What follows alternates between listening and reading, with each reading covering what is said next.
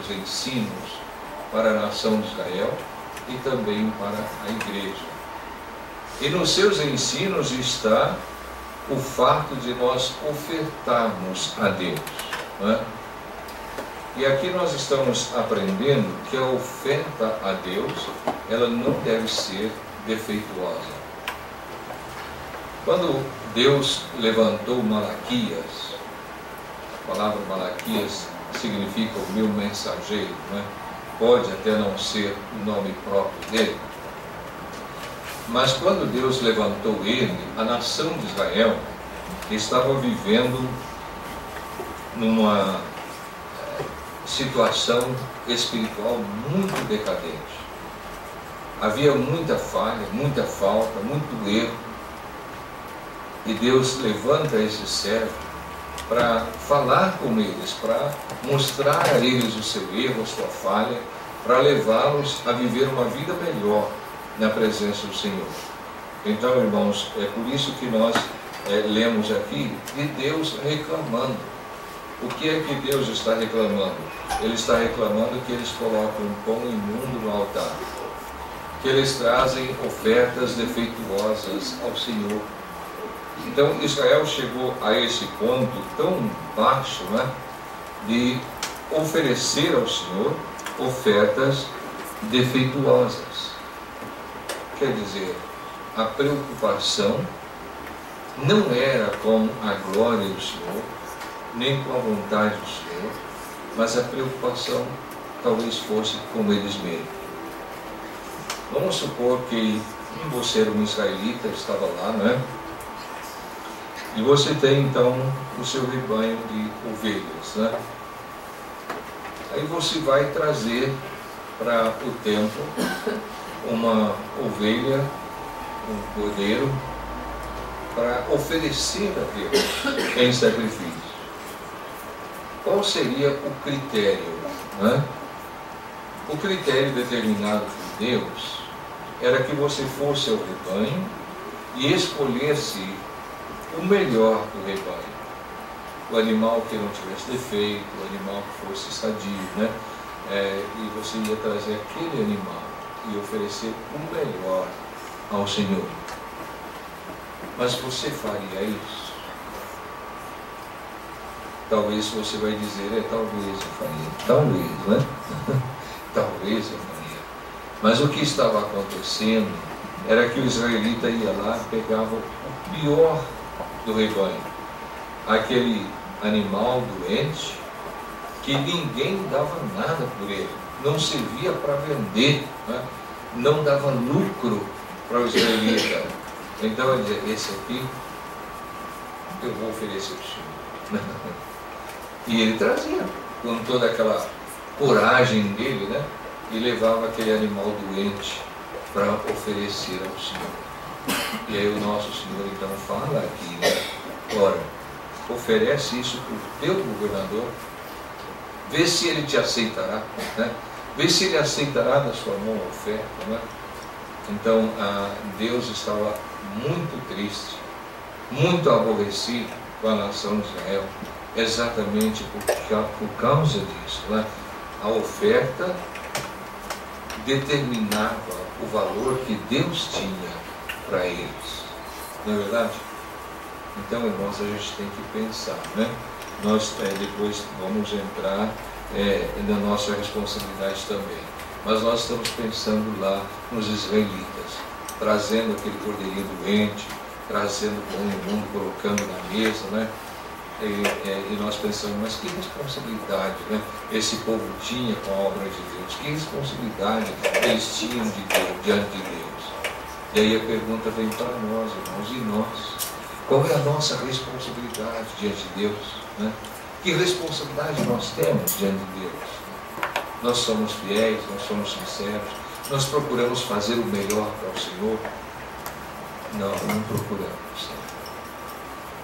A nossa ação revela o valor que nós damos ao nosso Deus. Então nós precisamos entender isso, né? Nós temos que entender isso. Eu vou só mencionar, né? Nós temos em João 12 o Senhor Jesus Cristo ali em Betânia, né? E Marta e Maria estão ali hospedando o Senhor. E Maria, então, ela toma aquele unguento muito caro e ela unge os pés do Senhor e ela enxuga com os seus cabelos. Era o que o Senhor valia para ela. Aquele unguento valia muito dinheiro. Tá? Judas disse que podia ser vendido por 300 denários. Né?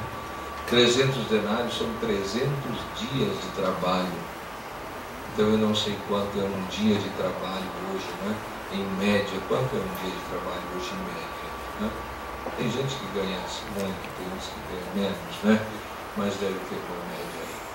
Então pensa bem qual é o montante de 300 dias de trabalho, é o valor daquele unguento.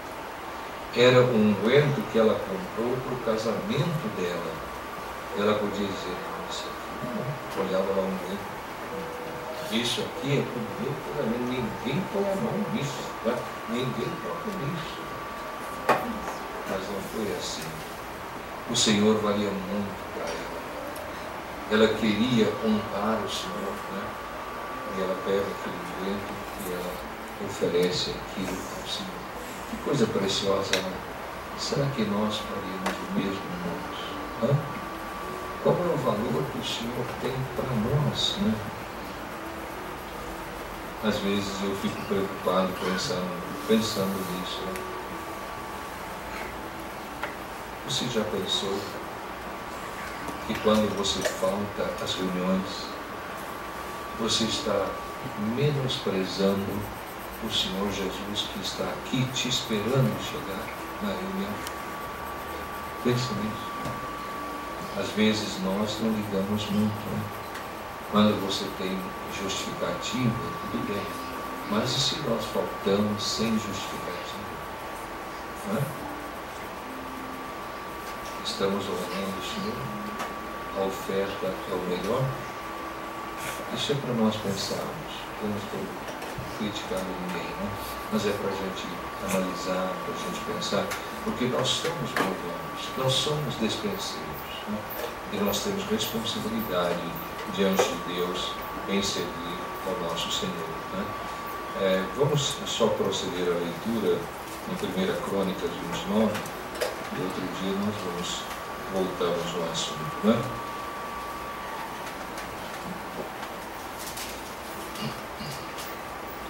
Primeira Crônicas,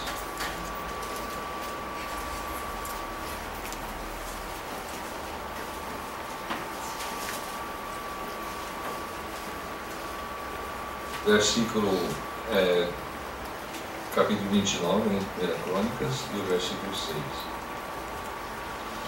Então os chefes das famílias, os príncipes das tribos de Israel, os capitães de 1000 e os de 100, e até os intendentes sobre as empresas do rei, voluntariamente contribuíram. Deram para o serviço da casa de Deus 5.000 talentos de ouro, 10.000 daricos, 10.000 talentos de prata, 18.000 talentos de bronze e 100.000 talentos de ferro.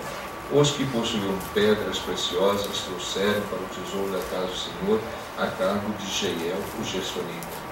O povo se alegrou com tudo que fez voluntariamente, porque de coração íntegro, deram eles liberalmente ao Senhor. Também o rei Davi se alegrou com grande júbilo. Vamos parar aqui, né? Que o Senhor abençoe a sua palavra ao nosso coração, e outro dia então nós vamos continuar pensando na maneira como nós podemos honrar, glorificar o nome do nosso Deus. Nós somos mordomos, né, dos nossos bens. Que Deus nos abençoe. Amém.